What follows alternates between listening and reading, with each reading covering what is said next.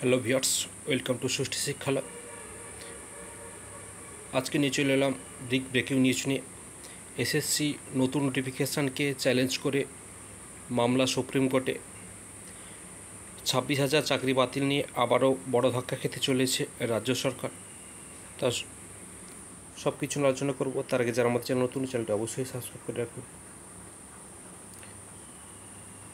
দেখুন, সুপ্রিম কোর্টে diary number দেওয়া আছে, এটা আপাতত হাইড করে রেখেছি। কেস নাম্বার পেন্ডিং রয়েছে, পিটিশন রয়েছে সুমন বিশ্বাস আর respondent state of West Bengal and others.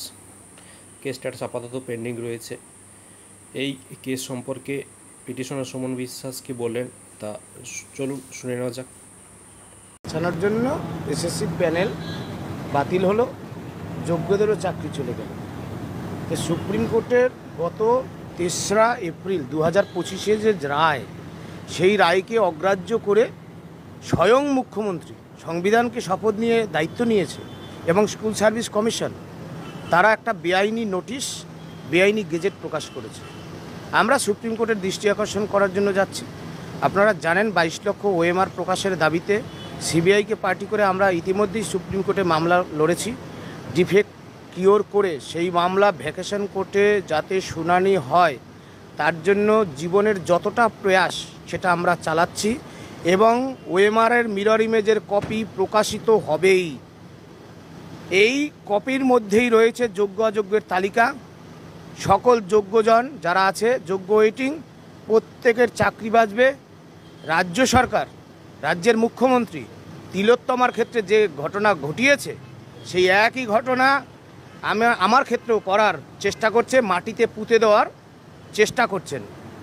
আমরা বলতে চাই, জীবন আমাদের বারবার আসবে না। সুতরাং এই যে পশ্চিমবাংলার যে এই যে সংগঠিত দুর্নীতি রাজ্য সরকারের, এর বিরুদ্ধে আমাদের আপসীন ধারার যে লড়াই, চাকরি ফেরত পাওয়ার জন্য যে লড়াই, সেই লড়াই অব্যাহত থাকবে। আমরা রক্তাক্ষয়ী যে আন্দোলন বিকাশ ভবনের সামনে, সেই আন্দোলন করার পরেও রাজ্য সরকার যোগ্য অযোগ্যের তালিকা না নিয়ে সুপ্রিম কোর্টে গেছে, এখনও রিভিউয়ের ক্ষেত্রে ডিফেক্ট কিওরই করেনি। সুতরাং যে রাজ্য সরকারের উদাসীনতার যে অভাব, দীর্ঘ 9-10 বছর ধরে যে পরীক্ষা নেয়নি, অথচ সুপ্রিম কোর্টের নির্দেশকে অমান্য করে একটা সবাইকে মিলিয়ে তালগোল পাকিয়ে একটা জগাখিচুড়ি করে আমরা নতুন যারা পরীক্ষার্থী তাদের যাতে ভবিষ্যতে আইনি জটিলতায় না পড়ে, তার জন্য দিল্লি যাচ্ছি। এবং চাকরি ফেরত পাওয়ার জন্য যেহেতু সুপ্রিম কোর্টের অর্ডার, তাই সুপ্রিম কোর্টে আইনের কোন কৌশলে এই চাকরি ফেরত পাওয়া যায়, বাংলার সমস্ত যোগ্যজন তাদের মুক্তির জন্য অনশনকারীদের পক্ষ থেকে আমরা দিল্লি যাচ্ছি। এবং আপনাদের মিডিয়ার মাধ্যমে রাজ্যবাসীকে জানাতে চাই, দিনের শেষে দেখবেন যোগ্যরাই শেষ হাসি হাসবে, যোগ্যরাই জিতবে। পরাস্ত হবে বাংলার দুর্নীতি, পরাস্ত হবে এই স্বৈরাচারী রাজ্য সরকার, এটা আপনারা দেখে নেবেন। 16 তারিখে একটা কর্মসূচি নিয়েছে, কি কর্মসূচি এবং সেটা কি দাবিতে যাচ্ছে? দেখুন, আমরা বিধানসভা অভিযান ডেকেছি সুবোধ মল্লিক স্কোয়ারে বেলা 12টার সময় জমায়েত, 1টা থেকে মিছিল।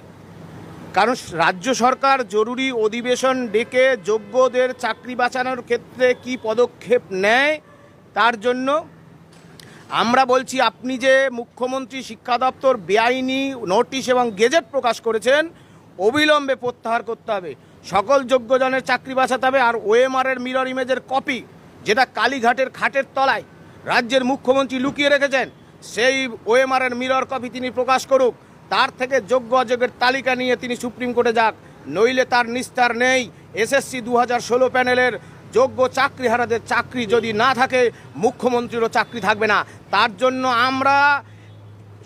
আমরা প্রস্তুত, একেবারে সম্পূর্ণভাবে প্রস্তুত। মুখ্যমন্ত্রীকে আমরা আর কাউকে কিচ্ছু বলতে চাই না। রাজ্যের মুখ্যমন্ত্রী, রাজ্য সরকার যেন এটা ভালো করে জেনে রাখে, আমরা যখন বলেছি আমরা সেটা করেই ছাড়বো। তার জন্য জীবনের যত আত্মত্যাগ